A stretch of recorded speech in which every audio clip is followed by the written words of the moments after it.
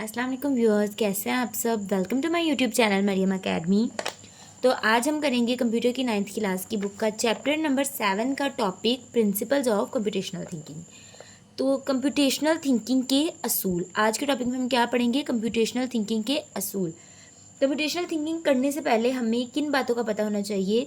सबसे पहले तो हमें क्या करना चाहिए? किसी भी मसले को अच्छे से समझना चाहिए। ठीक है, क्या करना चाहिए? सबसे पहले हमें मसले को अच्छे से समझना चाहिए, फिर उस मसले को सादा और आसान बनाना चाहिए। ठीक है, सबसे पहले मसले को अच्छे से समझना चाहिए, फिर उसको सादा और बिल्कुल आसान बनाना चाहिए, और फिर उस मसले का बेहतरीन हल मुंतखब करना चाहिए। ठीक है, अगर हम इन तीनों पॉइंट्स पे अच्छे से काम करेंगे तो हम तब ही सही मायनों में कंप्यूटेशनल थिंकिंग कर रहे होंगे। फिर से आप रिपीट करें मेरे साथ। सबसे पहले हम क्या करेंगे कि प्रॉब्लम को अच्छे से समझेंगे, फिर प्रॉब्लम को सादा और सिंपल बनाएंगे, एंड देन उसका सोल्यूशन, जो बेस्ट सोल्यूशन होगा, उसको चूज़ करेंगे।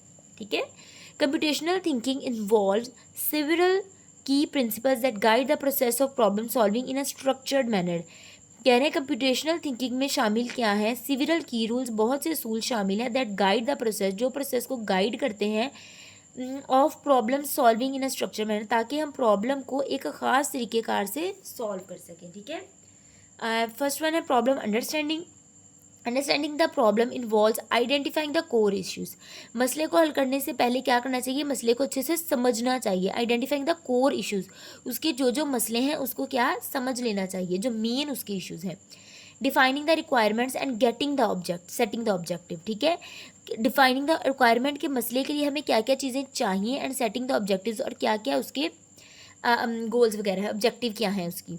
Understanding the problem is the first and most important step in problem solving. कह रहे हैं जब तक मसले को समझना जो है वो सबसे पहला तरीका है प्रॉब्लम को हल करने का, specially in computational thinking. This involves thoroughly analysing the problem to identify its key components. वो कह रहे हैं ये क्या है? तरीकाकार है कि हम प्रॉब्लम को अच्छे से डिटेल में समझें, to identify its key points and requirements before attempting to find a solution. मसले का हल निकालने से पहले सबसे पहले क्या ज़रूरी है? मसले को समझना।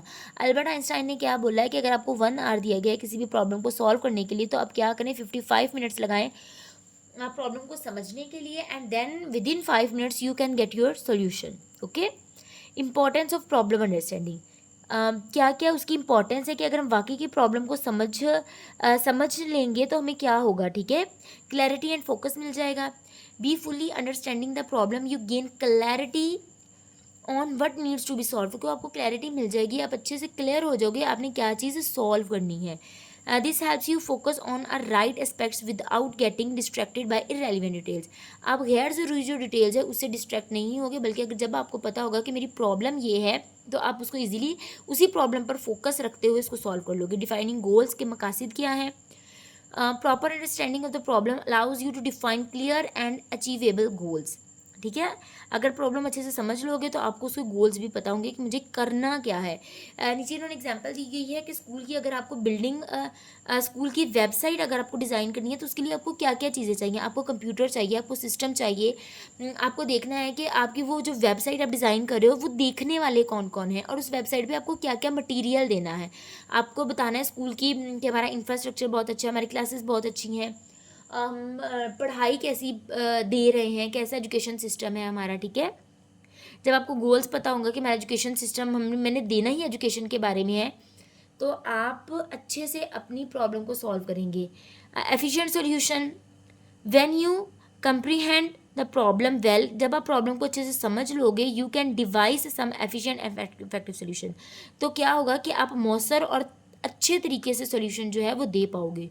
You can choose the best methods and tools to address the problem. आप प्रॉब्लम को एड्रेस करने के लिए अच्छे मेथड यूज़ करोगे। Save time and resources, avoiding mistakes. कह रहे हैं जब आपको प्रॉब्लम अच्छे से समझ आ जाएगी तो आप मिस्टेक्स को भी, आपकी प्रॉब्लम सॉल्विंग में मिस्टेक्स नहीं होंगी। By thoroughly understanding the problem you can avoid common pitfalls, नुकसान एंड मिस्टेक्स। तो आपके नुकसान और मिस्टेक्स से आप बच जाओगे।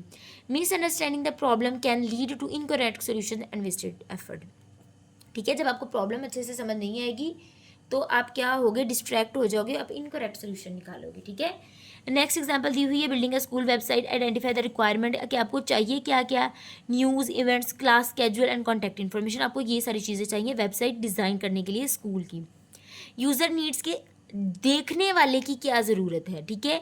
अब देखने वाले कौन है, स्टूडेंट्स हैं, टीचर्स हैं, पेरेंट्स हैं। Understanding your audience help in designing user friendly interfaces.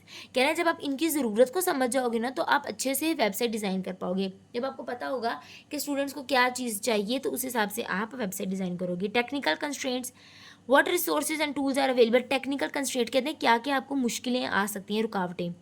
What resources and tools are available, क्या क्या आपको, what resources and tools are available, क्या क्या टूल्स आपको चाहिए। Do you have access to the web servers. अब आप देखिए जब तक आपके पास सॉफ्टवेयर नहीं होगा, सिस्टम नहीं होगा, तब तक आप वेबसाइट डिज़ाइन नहीं कर पाओगे।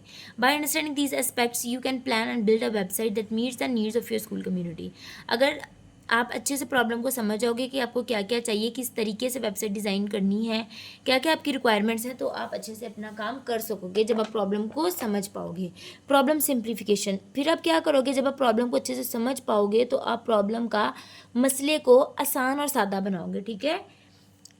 किस तरह से, simplifying a problem involves breaking down into smaller more manageable subproblems, ठीक है। वो कह रहे हैं कि जब आप प्रॉब्लम को अच्छे से समझ जाओगे तो आप क्या करोगे, उसको छोटे छोटे पार्ट्स में डिवाइड करोगे और प्रॉब्लम का अच्छे से सोल्यूशन निकाल लोगे, ठीक है।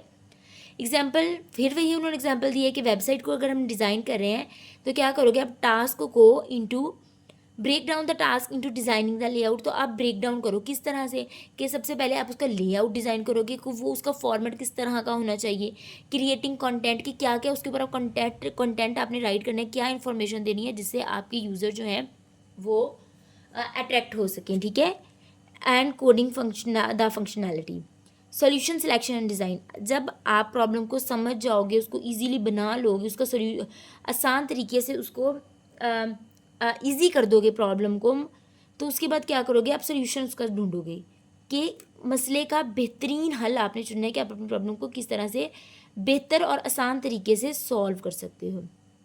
Choosing the best solution involves evaluating different approaches and selecting the most efficient one।